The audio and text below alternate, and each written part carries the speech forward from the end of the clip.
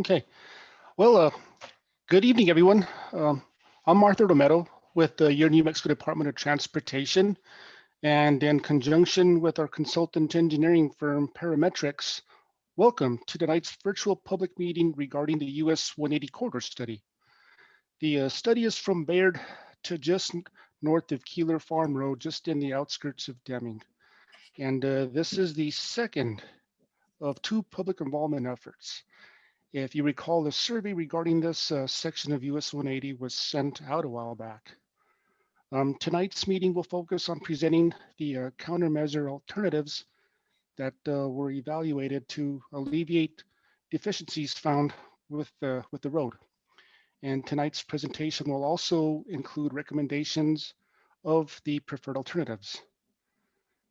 Okay, next slide, please. Tonight's presenter and moderator will be Dave Pennington and Brent Hamlin, both from Parametrics, and representatives from the department will be Trent Doolittle, Michael Smelker, and Aaron Chavarria, and Josh Olguin. Okay, representatives from Parametrics include Chris Baca, Jim Buckman, Stephanie Miller, and Jeff Fedin.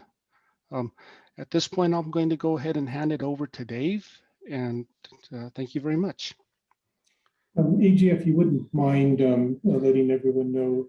Oh, I'm sorry. About, that's right. Yes, go ahead. So if there's any bilingual speakers, I'll just go ahead and say, si alguien desea preguntar algo en español, aquí tenemos personas que pueden traducir para ustedes. All right. Thank you, AJ. Thank you. Okay, thank you everybody for taking your time this evening to participate in this meeting. I'm going to apologize a little bit in advance that this is a virtual meeting, and for those of you who have been involved in Zoom meetings or Teams meetings, you know that things can go wrong, and so please be patient with us. We have done our best to try to make sure that this will come across as smooth as possible. We're going to have two sessions tonight. The first includes a project presentation. This is going to take us probably about 25 to 30 minutes. We do ask that you hold all of your questions until the presentation is complete, as the presentation itself may answer some of your questions. We will, when the presentation is complete, we will go into a question and answer and comment period. We will gauge how much time we'd like to limit comments to based on the number of participants. If there's a high number of participants, and we may ask you to be very brief in your comments out of respect to give others the opportunity to speak. We'll go ahead and jump into this now. As AJ mentioned, this project covers the portion of US 180 from milepost 123, which is in the south edge of Bayard, and it extends for the next 38 miles to milepost 161, which is where the existing highway transitions from 2 lanes to 4 lanes.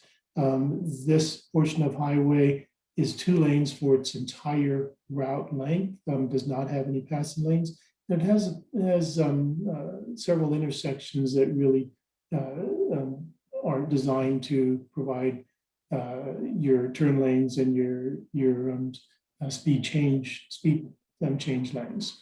So let me jump into this. The next several slides will talk about some of the existing conditions along the highway and some of the key features that may present some of the engineering challenges that we have.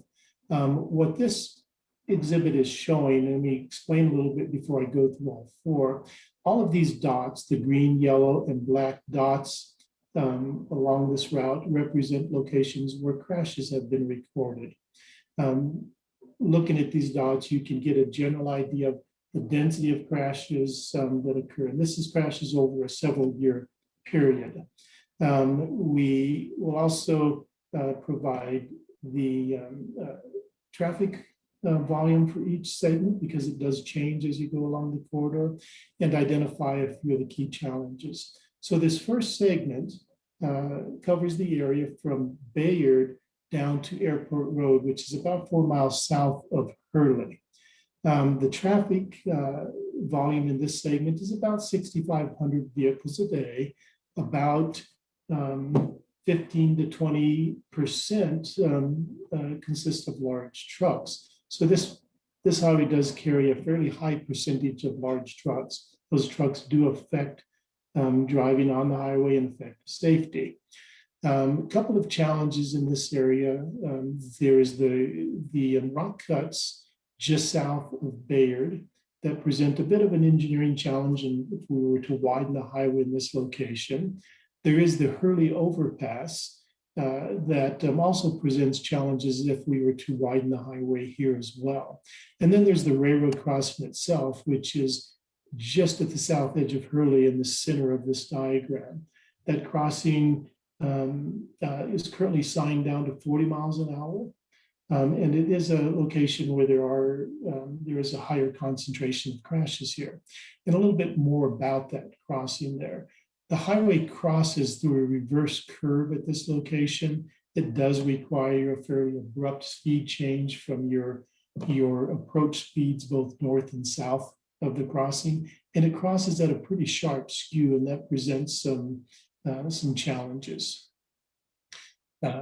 Moving to the next segment, which is from Airport Road south to about the Coldwater Creek Bridge crossing, you'll notice that the number of crashes, again shown by the dots on the alignment, tend to decrease. Traffic volume decreases as well, and it's about half as much, the volume is about half as much here as it is in that first segment.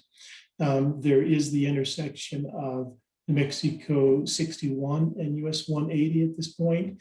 That does have rather short auxiliary lanes, and it does not include a left turn lane. And there's also a lack of a shoulder in this area. The picture of the drainage pipes that you see in the top center of your photo really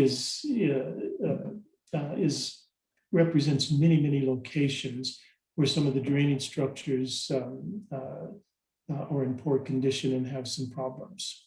Moving on to the next segment, again, you can see that the crashes remain relatively low. The volume in this area remains at about 2,500 vehicles a day. You do have several intersections that intersect the highway here, including the Butterfield Rest Area, Butterfield Trail Road, plus a few others. The Butterfield Trail crossing is in this location. That is a very important historic marker in the area. Finally, the last segment, you can see the crashes begin to increase a bit. The traffic volume increases a little bit as well. This area also has some problems with dust storms during windy events. There have been some efforts by the New Mexico DOT and others to help mitigate that, but that is an area where dust sometimes will affect visibility. The highway at the end, just north of Keeler Road, does transition to the 4-lane section that I think everyone is familiar with. So with that, once we have a good understanding of the existing conditions and some of the challenges that the project area includes or presents, we do investigate. So what are the needs? Why is the New Mexico DOT interested in improving this highway? The needs are really founded in two basic elements. The first is traffic and safety. Even though traffic volumes are relatively low, the combination of amount of traffic daily and the number of trucks using the highway does present a few operational problems, in particular within that north segment from Bayard to Hurley. The crash rate on the overall highway, and it varies by location, but it's a little bit higher than statewide averages of what you would expect for a principal rural highway, such as this. The reverse curves at the railroad tracks that we discussed does contribute to crashes, and that's something that does need to be addressed. And as we mentioned, there are several intersections that do not have adequate turn lanes. So, excuse me, just a minute. There are several intersections that are deficient. Then there's also the issue of the condition of the existing pavement. While there have been pavement overlay projects in recent years over part of this corridor, the underlying pavement is still in very poor condition and is in need of rehabilitation. And in some areas, like illustrated in this photo, the surface pavement is in poor condition. So those are the primary reasons why the New Mexico DOT is looking at this. And then there are associated drainage and other elements. In addition to the findings that we've determined as part of our investigations, we also conducted a public opinion survey. Many of you may have participated in that survey, and that was several months ago. That helped us identify from the driver and from the public perspective on what needs are you all feel that are important. The highest response, almost 90% of the people responding identified issues related to passing. Conflicts with trucks was 60%, and the inability to see traffic because of the profile of the highway, the curves, the both vertical and horizontal curves, was also identified by about half the people. I do want to mention that we received over 840 responses to this survey. That's a very high response rate, and we really appreciate the interest in this project. A couple of other bits of information about the survey. When we asked what concerns that you all have, you did identify poor road condition, the pavement condition. Shoulders were identified by about half of the respondents, and the lack of left turn lanes at some intersections was also about half of the respondents. Finally, we did ask people to identify what would you like to see done to this highway. The highest response percentage-wise was almost 3/4 of the people responded by saying, we really need to do something about the reverse curve at the railroad crossing in Hurley. There were a couple of other responses identified specific to Hurley in terms of a desire to have roadside features to let visitors know that they're entering Hurley and to consider ways of slowing traffic through Hurley.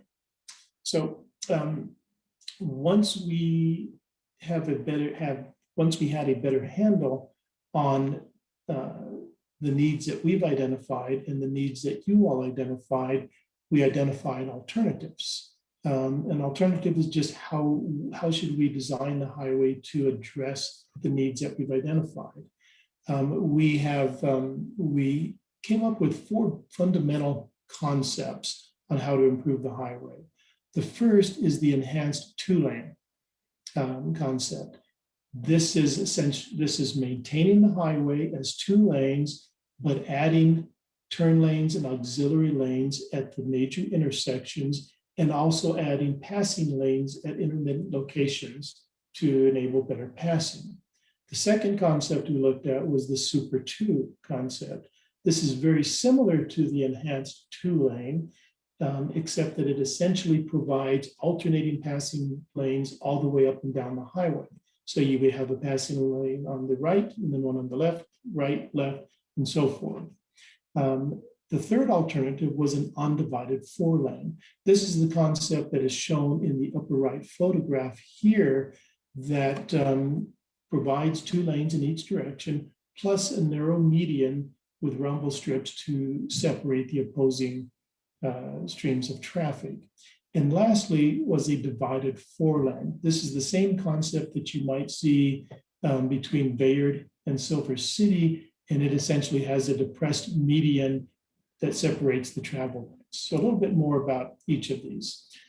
Before we jump into a further description of the alternatives, one more important point, and this is important for you to remember, because when we present data, we will present it by segments later. We did divide the entire corridor into 3 segments, primarily based on the traffic and crash data that we're seeing and other kind of key differences between the terrain and the amount of communities and the like along the highway. The first segment was from Bayard to Hurley. That's about a 4-mile segment, and it ends just south of Carrasco Avenue in Hurley. The second is the segment, the reverse curve section that crosses the railroad tracks, and we included about 1.5 miles of the roadway in this segment to make sure that we would be able to realign and have adequate room in that segment to evaluate different realignments. And then the third segment was from that point south till the end of the project and down near Deming. So keep these in mind when I talk about segments 1, 2, and 3 as we go forward. There are elements that are common to all 4 alternatives that we looked at. So we won't mention these when we describe each alternative. All of them, we correct the pavement. In areas where there are pavement problems, the pavement is rehabilitated by all alternatives. Consistent width shoulders are provided by all of the alternatives as well. The correction of the reverse curve through the railroad tracks is a part of all alternatives. So we won't talk specifically about that in each alternative. And then intersection improvements, whether they are left turn lanes, deceleration lanes, acceleration lanes, right turn lanes, are provided at each of these 6 key intersections within the project area. So I won't be mentioning too much more about those. So the first one, the enhanced 2-lane alternative. Again, remember, it is intersection improvements and the addition of passing lanes. What this alternative includes is 4 passing lanes in the southbound direction that are illustrated by these green arrows in the general location, and 4 passing lanes in the northbound direction as shown by these blue arrows here. We need to point out that the first 4 miles would not have passing lanes under this alternative because it's too short to be able to safely provide passing lanes without causing other problems. Each of the passing lanes is about 2 miles in length. There is 1 passing lane every 8 miles, so you essentially have 6 miles of no passing lanes and followed by 2 miles of passing lanes. From a driver perspective, this means that about every 6 minutes, you will have an opportunity to safely pass. The Super 2 alternative, again, this is a 2-lane, but with continuous passing lanes. Before we talk about this top graphic, let's look at this bottom one. You can see that there are far more locations where we have southbound and northbound passing areas. We have about 7 in each location. And what it does is it essentially builds a continuous 3-lane section that alternates back and forth, where 2 lanes in this direction, 1 lane in this, that then translates to 2 in this direction, 1 in this direction. And it does that over the entire length of the highway, except at a couple of locations where we have bridges that would need to be widened if we did that. So next is the undivided 4-lane alternative. Again, this is the picture of an existing 4-lane undivided that you should be familiar with. This would construct the entirety of the project area as that 4-lane undivided highway. This median is about 6 feet in width. It can vary a little bit. And it does have rumble strips on the inside of each of the yellow stripes to warn motorists whenever they have inadvertently crossed the median into opposing traffic. Last is that divided 4-lane. And again, this is an illustration of what it looks like within nearby areas. This puts a 20-foot median between the inside shoulders, and it is depressed. We did a screening process where we looked at all 4 alternatives and compared key factors and cost and right-of-way needs and other items within each alternative. Given the traffic volume that we're dealing with, given the crash history and crash types that we're dealing with, the project team concluded that this alternative really is excessive for what the needs are along the highway. Consequently, we eliminated this from further discussion, and we won't talk more about it in our analysis. So following the development of these different alternatives and laying them out from a conceptual design, we began the evaluation of the alternatives. We looked at several criteria. One was the operational benefits, which really comes down to how well does the alternative address the traffic issues that we've identified, as well as the safety risks, the crash risks that we've identified. Right of way is how much property is needed to construct the alternative. Community and environmental impacts are there impacts to communities, to neighborhoods, to the environment, and how do they differ between the alternatives. Another key one is what do all of you expect? What are public and stakeholder expectations based on what we have heard thus far through the process? Key to this one is cost. Cost is always an important factor, and so it's important for us to understand what type of cost implementation would be required for each of the alternatives. And then we looked at various other factors involving engineering factors and constructability of the highway. So let's talk a little bit about how each alternative performs with these criteria. With regard to traffic and safety, all of the alternatives would provide significant improvement and achieve acceptable traffic operations. The two-lane between Bayard and Hurley is a little bit borderline, but it still would achieve satisfactory traffic. And the intersection improvements there would improve some of the problems with crashes associated with intersection. Of course, the four-lane alternative would perform the best. With regard to safety, the four-lane eliminates all passing maneuvers. However, one unintended consequence of a four-lane highway is it could result in overall traffic speeds increasing. Now, even though the conflicts with passing are eliminated and therefore the highway is still safer, when crashes do occur, typically the severity is much worse because of the higher speeds. But bottom line is safety is improved with all of the alternatives and at all of the intersections with alternatives. Moving on to right-of-way, and remember segment 1's Bayard to Hurley, segment 2 is across the tracks, and segment 3 is the rest of it. We did identify how much additional private property or public property would need to be acquired to implement these alternatives. It's very similar for the enhanced two-lane and the super two-lane at about 25 acres plus or minus. And then when you look at the undivided four-lane, it jumps up significantly and requires a little over 100 acres. That said, all of the property that would be acquired with any alternative is undeveloped or vacant. The acquisition of property would not take any homes, structures, or other types of buildings in order to implement this. The cost, again, this is important. And again, we've broken this down by segment. There's about $50 million between the enhanced two-lane alternative and the undivided four-lane alternative at $76 million versus about $126 million. The difference between the enhanced two-lane and the super two is fairly close. They're about $10 million apart at $76 and $86 million.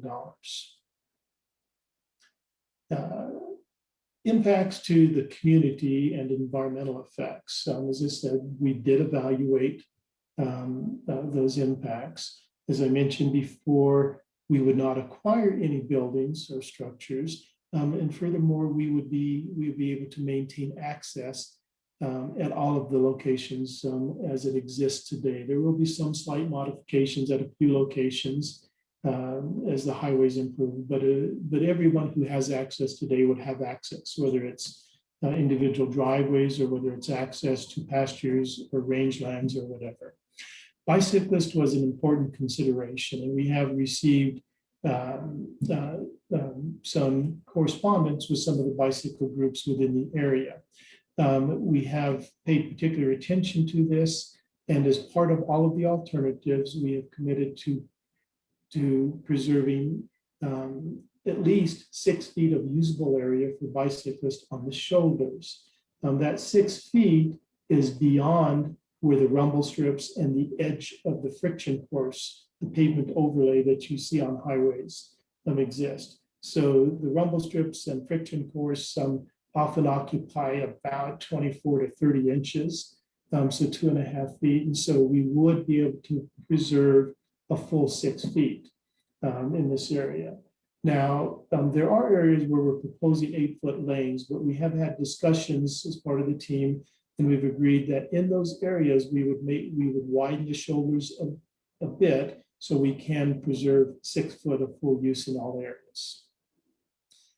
We did do preliminary environmental. We still have more work to do here, but our findings were that there really are minor effects to the environment. We do not impact any federally listed threatened or endangered or critical species of concern plant or animals. We do not have impacts to critical habitat or wetlands within the area. Now, we did identify potentially up to 6 archaeological sites that could be affected by widening. We're still investigating what the impacts might entail. We are consulting with the State Historic Preservation Officer to determine what the best resolution of this impact would be. There are several issues that we still haven't completely resolved, and it will require additional engineering analysis to resolve them. The first is the railroad crossing. We've identified several options about how to improve this. And remember, this is the location where the speed change is very abrupt, and we do have a higher concentration of crashes here. This first option really flares the roadway out to have a smoother transition as we go through the reverse curve. You can see the existing highway here, and so we do push the highway a little bit to the east. North is to the left on this drawing here. One problem that we've identified with this is there is a major gas line south of Hurley and adjacent to Hurley that could be affected by this. So we still need to look at this. Second alternative takes a slightly different approach to how we navigate through the curve. This curve would also allow us to maintain a safe driving speed through the crossing. Does though one negative aspect of it is it does increase the skew angle, meaning it's a much sharper curve as you cross the tracks. That does reduce motorists' ability to be able to see oncoming trains that are coming up behind them. And so this would require a different type of signalization to warn motorists of approaching trains. The third option that we looked at essentially puts a bridge over the tracks. So we avoid all conflicts with trains. This does require that we build up the highway here, and it does result in a elevated roadway that is near the residents here. We have already looked at options to shift this this crossing a little bit to the south. We think that's very viable and can be done, and we would try to increase the distance. If this alternative could go forward, we would increase the distance from the neighborhoods to the east. A couple of other issues here. One is the Hurley Overpass. Its pure locations, which are just outside the shoulders of the existing highway, really prevent widening of the highway without dismantling this bridge. And so the alternatives we've looked at, almost all of them would require that this bridge be removed.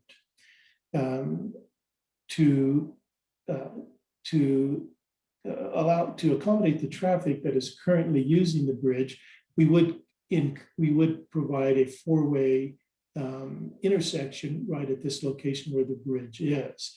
We would then close this other access road that's just a little bit north of the bridge because you don't need two access points. Trucks today that may be coming from the previous smelter operating site here come across today. They go across the bridge, they come down, and they enter southbound this way. And so they're having to cross the traffic.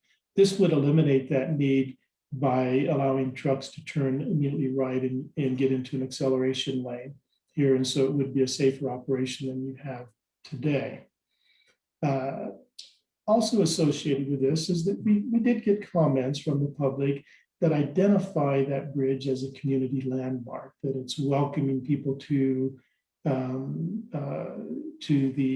community, or it's welcoming residents home when they've been away for a while.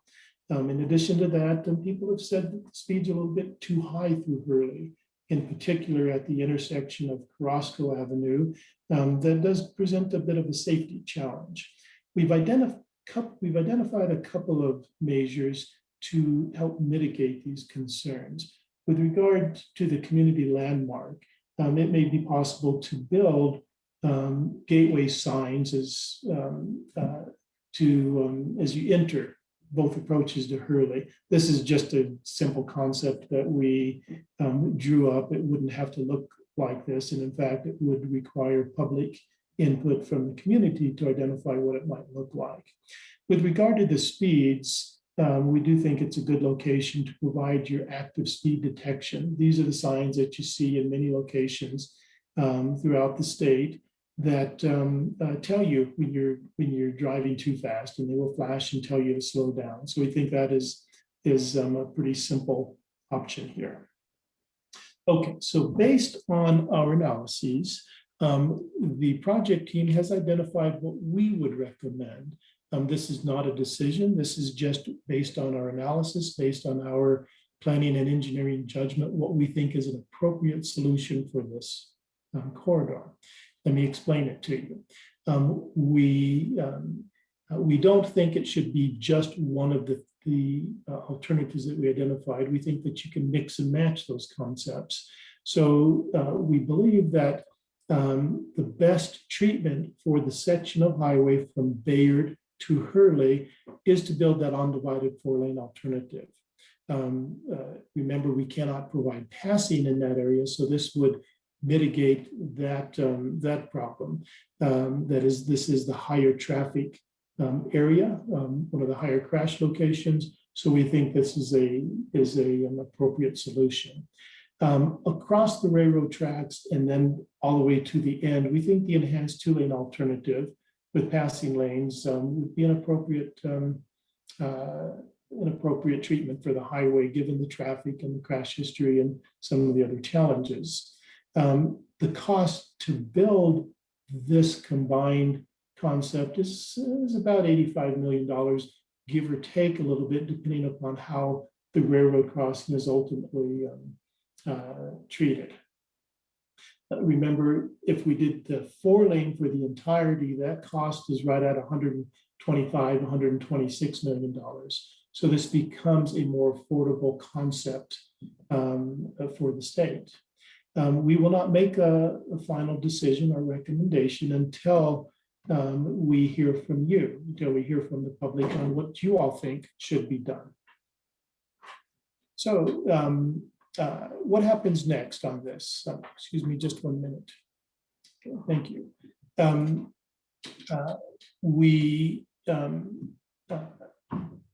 This meeting and the comments we receive will be used for us to finalize the report, the technical report for this. The comments will be assembled over the next couple of weeks, and we will then finalize the report and make a final recommendation. So the report will be done towards the end of this month. Following that, we will begin preliminary design and environmental documentation. That should be completed around May or June of this year. Now, final design and construction is currently not scheduled because The DOT has not identified full funding for the project yet. So that still is undetermined in terms of when you will see improvements. It is most likely, though, that the project will be improved in segments or in phases, 3 or 4 segments along the highway. But those, again, would be determined during the preliminary design and final design process. All right, so that concludes the presentation. I appreciate your patience. We have about, looks like 35 to 40 people joining us tonight. And in order to provide everyone ample time, we will ask you to keep your comments very brief and concise. Ask your question, make your comment, but please keep it short. There are, before we get into the Q&A, there are several ways you can submit comments. You can submit them tonight, and we will explain that in just a moment about how you do it. But there are other ways too. You can go to the project website at this address here, and you can use that website to submit written comments to us. You can also email your comments to this address here.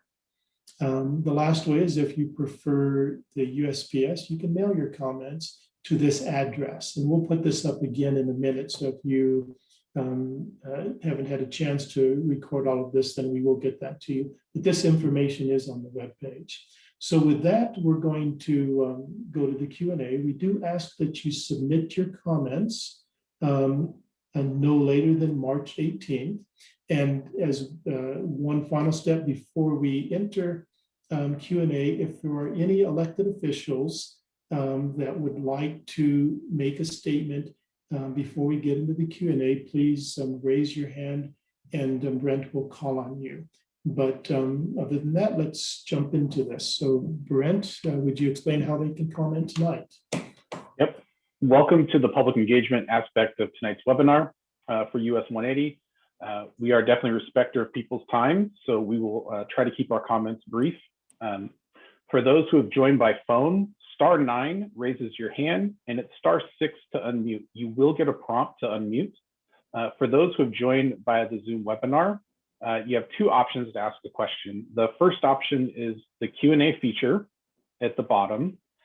You can go ahead and type in a question there. I will read that question out loud, and then we will answer it live on the webinar. The other option is to raise your hand. For that option, you will be asked to unmute as well and allowed to talk, and so you can give a verbal question. The raise hand feature, once your question has been fully answered, we do ask that if you have a second question or comment, we will go ahead and have you re-raise your hand as well. So we appreciate that. So as of now, we actually don't have anyone with their hand raised. Again, for call-in, it is *6 to raise your hand, or *9 to raise your hand, and *6 to unmute. So we are looking forward to that. We have our first public question here. So I'm going to go ahead and request that Vandy and Gary allow to talk, and then you're going to be requested to unmute now.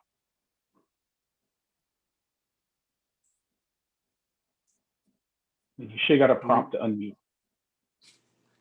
Yes, did it get unmuted? It did. Thank you. Okay, there you go. Okay, I was just curious on the location at the Butterfield Trail Estates. I didn't see that there was a turn lane with acceleration lanes at that location. Was there a reason that that was not added to the project? That's a good question. Thank you very much. We've in that area, you do have that subdivision that is right behind the rest area, correct? Right, Correct. live there. Yes. That's an area that we can reassess to determine whether it needs a turn lane or not, whether it's warranted. Traffic volumes are lower in that area, but given the fact that there are quite a few homes behind that, that's something that we'd be willing to take a look at and add as needed. Yes, our community has discussed this, and it's pretty dangerous for us to get in and out of the community. What most of us do now is pull over on the side of the highway and let all the traffic go by, and then we try and turn. But because of the speed of the vehicles down the highway, it would make it a lot safer for us to get in and out of our community. Thank you. That is something we will definitely take a look at. Thank you. Dave, this is Trent, if I may. Yes. So just for the attendees, I just want you all to be aware that this is the initial stages to determine the preferred alternative, as Dave discussed. So once we get some of those big picture details figured out, we will begin pursuing specific design criteria. So Vandy and Gary, that's where we would discuss those types of very specific details. So what you're seeing tonight in general is just the big picture to get the preferred alternative. So again, we appreciate that comment, but there will be opportunity as we move forward with the specific design for some additional public involvement and those kinds of things. But we will make note, we'll consider that as we move forward with the initial stages of the design itself. But again, thank you for your comment. And one other thing on this is your comments that are being made verbally tonight, we are recording them. And so they will be entered as part of the record. You don't have to submit written comments. You're welcome to go ahead and submit that in writing as well too, if you like. All right, thank you. Brent? Yeah, the next question we have is from Rudy. And so Rudy, you'll get a prompt here to unmute.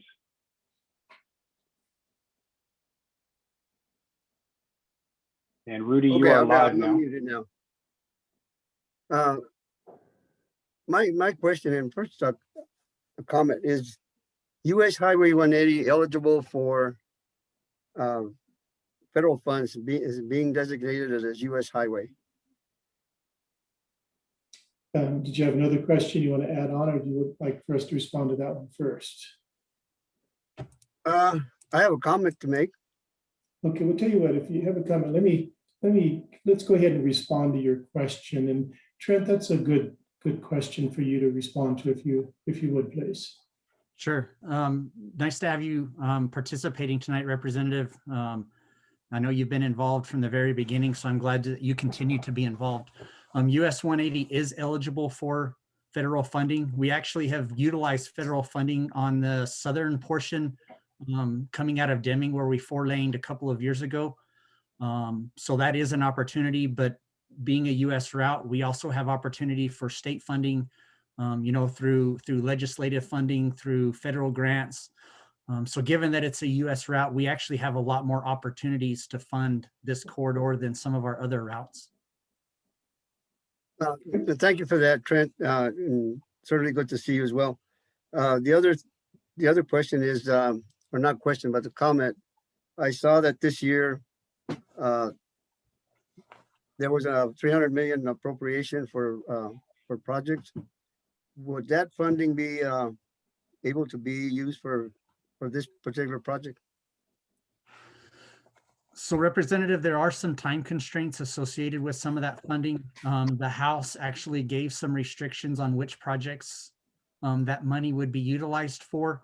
The Senate seems to be giving some flexibility that the Secretary will have some discretion on.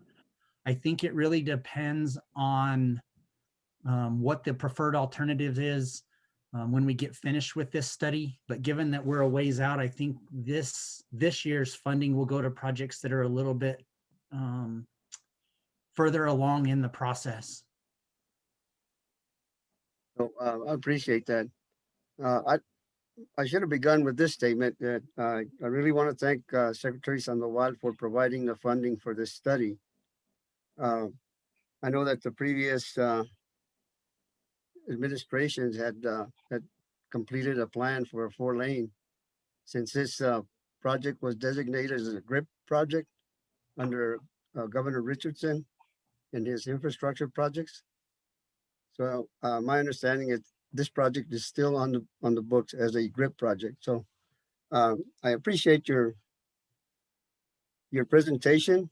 It's very thorough. I guess my personal opinion is that in order for Grant County to expand their economic development opportunities by expanding the roadway to a 4-lane would open up some some good opportunities to do that. Thank you very much. Thank you. Brent? Yep. Next, we have Terry. And so Terry, we're going to go ahead and allow you to talk and then ask you to unmute as well. Okay, hello, can you hear me? We can, Terry. Thank you. Okay, well, thank you for taking my question. I wanted to echo the earlier comments from Gary and Vandy. We are also residents of the Butterfield Estates neighborhood. And I understand from what you said that there will be more refinement on some of the details of your plans, but my concern is this. I appreciate what you're proposing in terms of the passing lanes, and generically, I think that's an excellent idea. What I would be concerned about, it looked like there were both passing lanes north of Butterfield and south of Butterfield. And my concern would be that a passing lane and a turning lane would be two different things, because I would be concerned if I was needed to turn left from a passing lane, that other people would be trying to pass in the passing lane. And I think that turning into Butterfield is problematic, both coming from the south and coming from the north. So, and I'm sure it's not just Butterfield. There are a number of roads, there's Perrin Road and there's Dwyer Road. So I would appreciate if you would definitely take another look at turning lanes at those intersections. We appreciate that comment, and as Trent said earlier, we will refine this as we move forward. But thank you for your comment. Okay, thank you.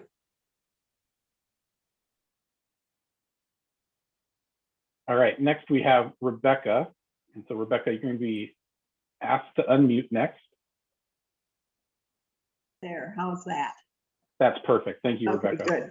I'm Rebecca Summer, and I work with Bicycle Advocacy Group for Grant County and Silver City. And I just wanted to make a quick comment that I appreciate hearing that your design does include 6-foot lane for both sides of the road.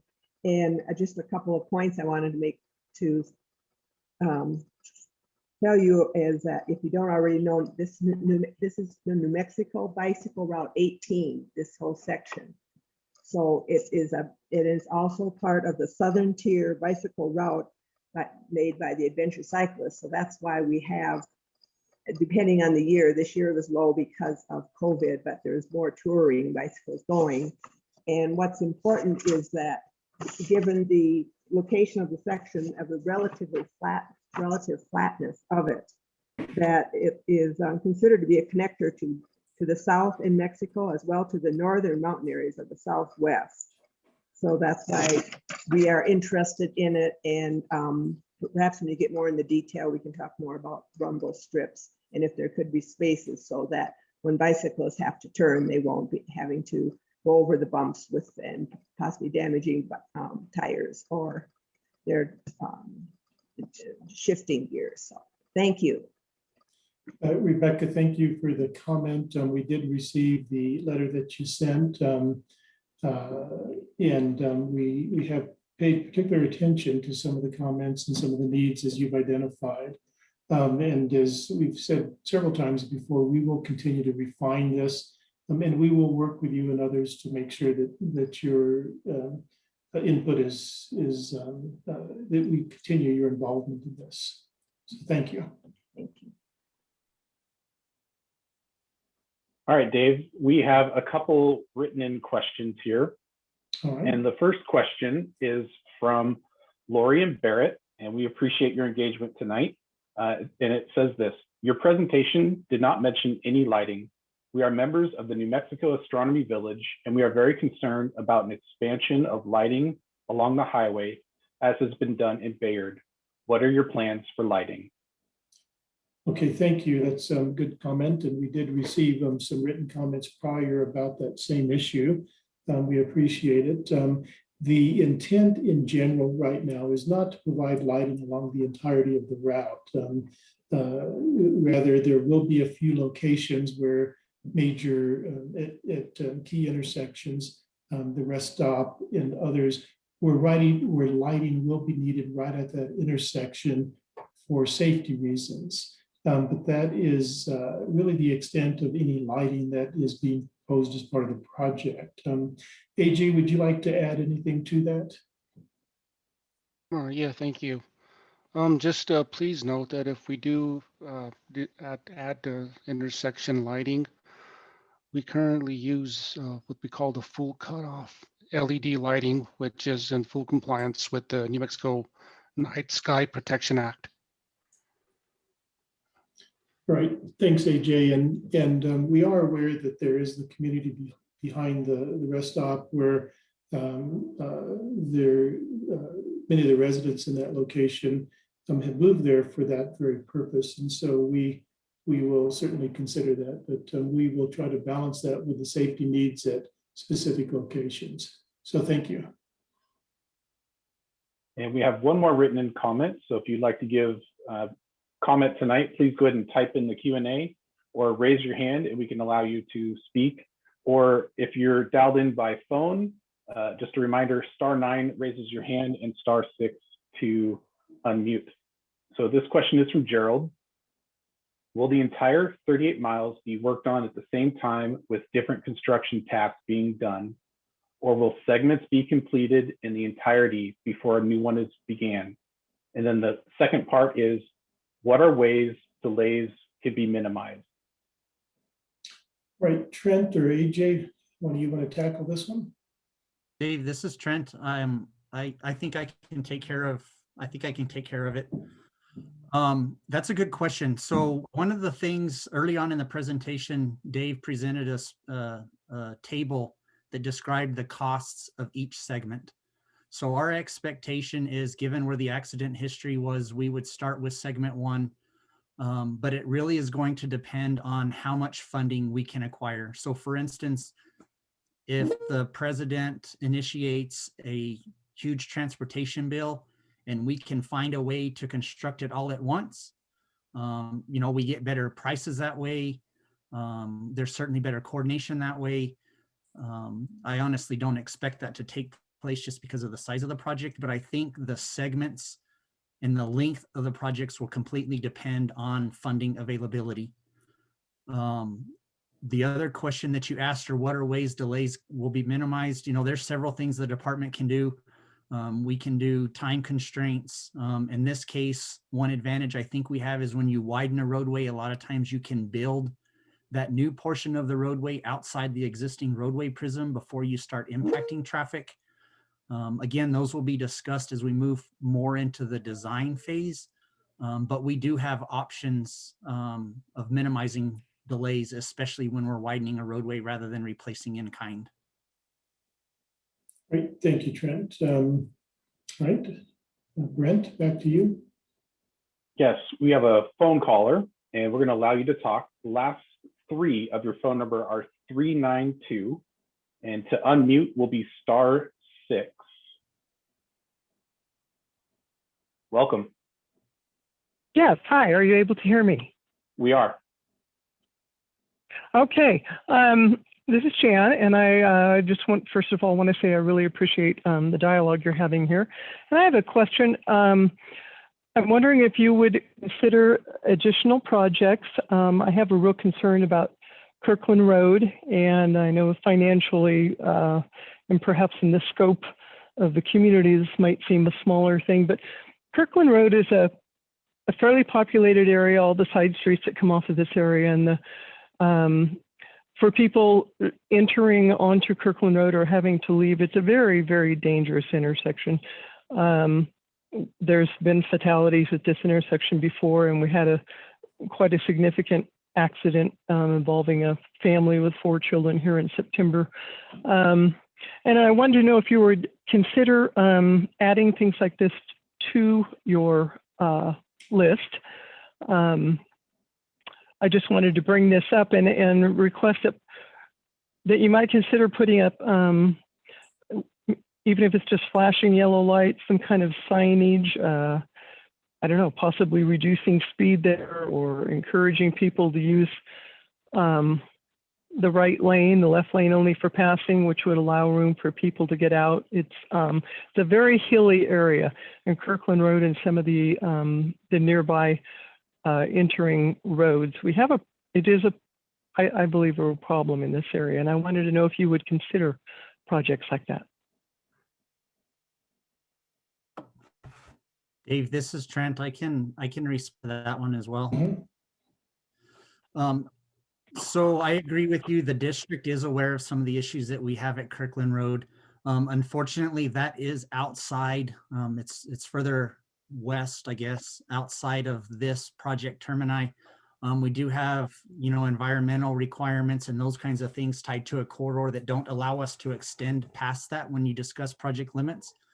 I will tell you that we as a district are aware of that. About 6 or 9 months ago, I will tell you that me and my staff met with county officials to drive through that entire corridor and try to address some issues with some striping and some rumble strips.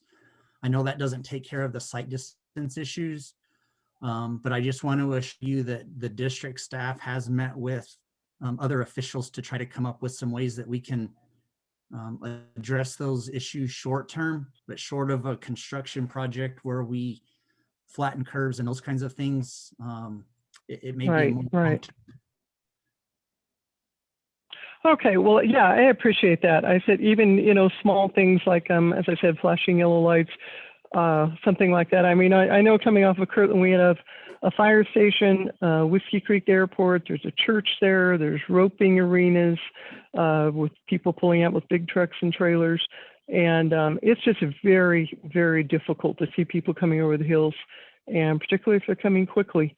And as I said, in September, there was a family with accident occurred just before I got there. I saw at least 4 kids come out of that vehicle with their parents, and thankfully they all were able to get out. But I'm glad to hear that you're aware of it, and I appreciate your attention to it. Thank you. Thank you. Brent? Yep, looks like we have Chris who has their hand raised. So Chris, you're going to get prompted and asked to unmute now. Chris, welcome. Thank you. And I believe first, thank you for everything that you guys have done in this study. And I believe it was Jan that just spoke at 0392. Just to let you know who I am, I'm chair of the Grant County Board of Commissioners here in Grant County. Jan, we have met with Trent and we have discussed some of that. As a matter of fact, I got some more concerns yesterday. And I did make a call to Santa Fe, and we did discuss the issues we're having off of Old Arenas Valley Road and Kirkland Road. But the question I wanted to ask was, the safety, when you have passing lanes, one of my biggest concerns, or something that crosses my mind, is some vehicles and drivers don't pay attention much to, passing lane ending in 1,500 feet, 500 feet. And that could also create a problem. Has that been thought of? Good question. Let me respond to this initially, and then I'll ask others to participate. It can be a problem, in particular, whenever you have very short passing lanes. One of the approaches that we've done to try to help minimize that is we have provided much longer passing lanes. On average, if you're under the enhanced 2-lane, they're 2 miles long. Typically, we like to use longer passing lanes whenever you may have a lot of trucks and you may have vehicles queued up behind a truck.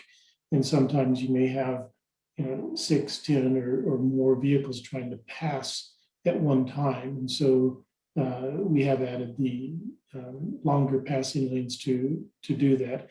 And the design would also include signage warning people when the passing lane is coming to an end.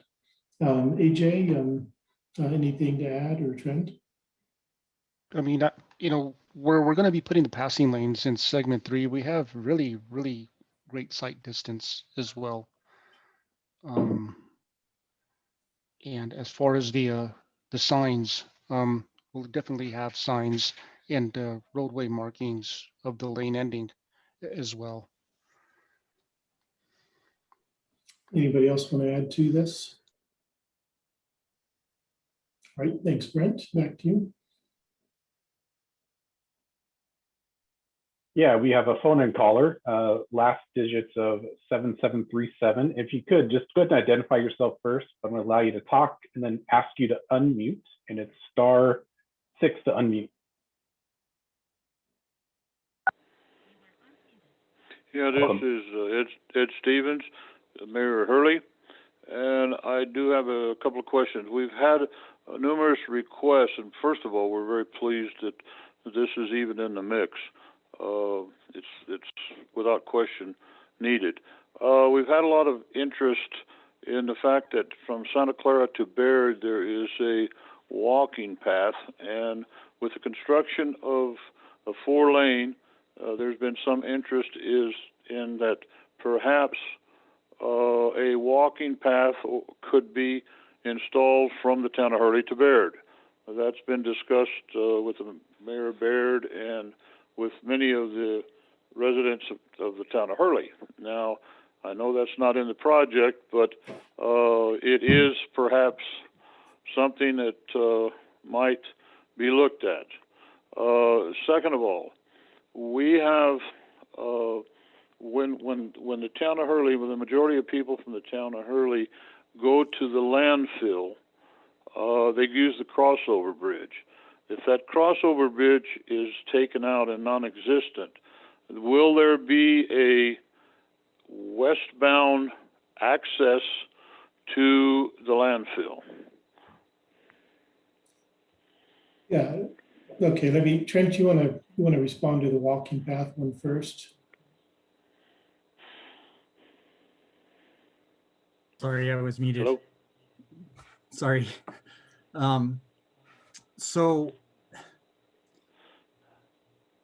I don't know that we're, maybe somebody, AJ or Dave, can help me, but I don't know that we're to the point to discuss the specifics of the walking path. I know that, our expectation is any of that multimodal, access, we're doing that one, we're under construction right now for one in your community. Our expectation is we want to encourage those kinds of things. Minimize impacts if they're currently in place. I would expect us to continue to have those discussions as we move into the design phase. Okay. And Trent or AJ, you want to go ahead and add to this? I mean, well, okay, so I did speak with Mayor Stevens. Hello, Mayor Stevens. I did speak with Mayor Stevens and Mayor Fierro on 2 different occasions regarding, pedestrian facilities. And we did mention that, we have a wide shoulder coming up that we're going to go ahead and accommodate the bicyclists with, and that can certainly accommodate pedestrians to and from Hurley and Baird. All right. So the second half of your question had to do with the access to the landfill across the highway. And I am trying to go off of memory about which road, but I believe if vehicles are using the existing bridge to access the road that does take you to the landfill in this area, they'll still be able to go across the highway. This intersection would be improved with turn lanes, acceleration and deceleration lanes as needed. And because you have just a little bit to the south of here, you have Carrasco Avenue intersection, you do have 2 intersections that are somewhat closely spaced. This is an area that we think would be a good, this may be one of the areas where you want to look at your speed, your reduced speed, to make sure that you're not introducing additional turns into a higher speed area. But anyone who's using the bridge today can continue across the highway and access it as they would as if the bridge were in place. Does that answer your question? Well, yes, it does, but it was my understanding that there was some dialogue that the bridge would be taken out, and during perhaps I misunderstood, but if the bridge continues to stay intact, then of course there's not an issue at all. It was my assumption that an understanding that the bridge might possibly be taken out because of the Freeport movement of traffic. That's incorrect, correct? The bridge would be removed if the highway were widened in this area. That's incorrect. Yeah, and our recommendation is to widen the highway. But AJ, you want to join in? Will the highway not be 4-lane? If the highway is 4-lane, then the bridge has got to be moved somewhat. Well, it will not. Excuse me. I did speak with Mayor Stevens regarding the movement of the trucks, and he did inform me that the railroad track was primarily used by the mine to receive shipments of sulfuric acid used in the extraction of the copper and the electrolysis process. And he did mention that the large heavy commercial trucks, what they do is they move out of Hurley, they cross the bridge, and they go on over to that turquoise section where it says existing road to be closed, and then they make a left to proceed westbound. And he did mention that perhaps we could look at an access just prior to the bridge, that the heavy commercial trucks carrying the acid can go ahead and can enter US 180 through there. And of course, if we remove that bridge, they can just make a right turn. Correct.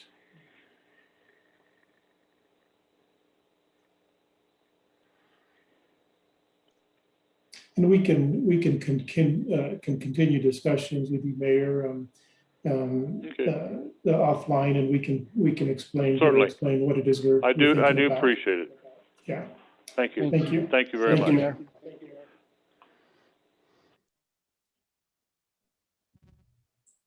Okay.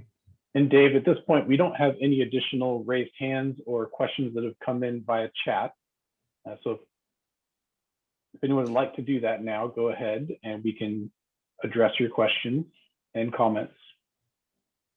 We will give everyone a couple of minutes if you do choose to make a comment. If not, then we'll wrap the meeting up. But members of the panel, DOT representatives or others, anything else you want to comment on? Dave, this is Trent. I just want to thank all of the attendees for participating in this meeting. This is the first step of a relatively long process as we move through the design and then ultimately the construction. I want to share that this is a priority not only for District 1, but also for the DOT as a whole. I know it's been a long time coming. As Representative Martinez mentioned, this was part of the original GRIT project under Governor Richardson. So again, I also am glad that we've got the funding to take this initial step. But we look forward to working with you all as we get through this process. But I appreciate you taking the time to visit with us tonight. All right, Trent, thank you for that. And Brent, I'm still not seeing anyone else ready to ask questions. Are you seeing anyone? We don't have anyone with a raised hand, and no Q&A has come in either. Well, it looks like a hand came up. All right, Rudy, going to be allowed to talk, and then you're going to be asked to unmute. Rudy. Again, and I apologize that I failed to mention that the biggest priority is the safety aspect of the roadway. But I certainly thank you for the presentation, for the dialogue and comments made by the public. My question would be, when is the next webinar or Zoom meeting going to take place? Or if there is one? Well, there will be more. This project will begin the next phase as soon as this public meeting period is stopped. We will continue the dialogue individually or collectively through meetings. We haven't scheduled the next meeting yet, but most likely I think it would be done a little bit probably in the May timeframe. That would give us the time that we need to iron out some of the other details and begin to lay out a few more of the details in the design. But that hasn't been scheduled, but we will certainly keep all of you apprised of what's going on. If you would, if you're not already on our mailing list, if you would go to the webpage or send comments, however you want to, and give us your contact information, and we'll keep you apprised. But as Trent said, the dialogue is really just beginning, and we will continue to be talking to you as the project advances. No, thank you so much. Thank you. And we did have a couple questions come in via chat. And the first question is this, and it's from Gerald. Can you give approximate completion dates with both full quick funding and limited slow funding? Okay, Trent. That's a tough question. So at this point, I can't even give an approximation of when we would have design completed and when we would go to construction. One of the environmental requirements is we can't go to full design until we've designated construction funding. We can certainly begin the preliminary process, but we can't finalize until we get construction funding. So at this point, I can't even give an idea of when we would start. But I would like to say that it's going to be completely dependent on funding availability, as I mentioned earlier. So if we only get 10 million, for instance, we'll begin in segment 2. If we get half the project, segment 1, I'm sorry. If we get half the project funding, you know, we could do 1 and 2 and then maybe start in 3 and continue till we run out of money. But at this point, it's just too early to determine those dates. Thank you, Trent. Appreciate that. Dave, I'm sorry, just to add to that. So Gerald, just to let you know that once we get the design, one of the tasks that the design team has is determining construction time. So that will play a part in it as well, not only the funding, but how long each segment will take to build. Again, it's just too early to determine that construction time. And one added comment to that, Trent and Gerald, is this part of the project development phase, the study phase, the preliminary design does help us figure out exactly how much funding is needed for the entirety and for the segments. And once that's done, then it's a little bit easier for Trent and others at the DOT to start in earnest looking for how much money is needed. All right, Brent, was there another one? Yep, we do have one more, and it's an anonymous question. Have there been any discussions or considerations for a possible wildlife corridor, either over or under the highway? That is a good question. We have identified locations within the corridor where there are quite a few collisions between cars and deer in particular, and a few other types of wildlife. The corridor is not within one of the designated or determined wildlife corridors that the DOT is looking at throughout the state. We did, though, look at what opportunities exist within that first 4 miles, because that's where the greatest number of wildlife crashes occur. Unfortunately, at this location, there are not good areas where we can direct wildlife under the highway. There are a couple of locations, but it'd be very, very difficult to create a usable wildlife crossing in these locations. So right now, it is not something that is under consideration, but we appreciate the comment and we can always continue to look at that. Dave, if I can add to that response too, just there's safety was definitely one of those considerations in the recommendation to 4-lane between Bayard and Hurley. And so that additional width in there could also help make it easier for avoidance for drivers. I'd like to add to that one more statement. Also, widening the roadway, I guess, around Hurley would also help improve as a quote unquote corridor for wildlife, for better safety and visibility of wildlife on the road. Thank you, Stephanie and Josh. Brent, any others? We do not have any other questions at this time or hands raised. Okay, give everyone a minute or so to go in that last question or comment. We do appreciate all of you taking the time this evening to listen in. Your comments are very important to us and to the overall process. We will publish all comments that are received and responses to those comments as part of information that's available in the final report and potentially putting it on our project website. We're still trying to decide exactly how we would do that, and part of it depends on how many comments we receive. I will remind all of you that you can continue to submit your comments. We do ask if you would try to get your comments to us by March 18th, so we can wrap up this phase and begin the next. But even at that point, your comments will continue to be welcomed as we continue through preliminary design.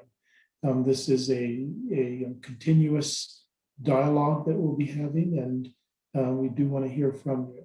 So if there are no other comments, then that will conclude our meeting. AJ, do you have anything in closing? Yes, I'd like to thank everybody that attended the meeting for your interest in the project. I'd like to thank everybody for providing comments and suggestions and questions. And hopefully we'll have I know if we go with a construction, this will be a more than a successful project for everybody involved. Thank you very much, everybody. Trent, any closing comments? No, Dave, I shared mine earlier. Thank you. All right, thank you. Anybody else? All right, well, again, thank you very much. Have a good evening, and we'll be in touch. Thank you.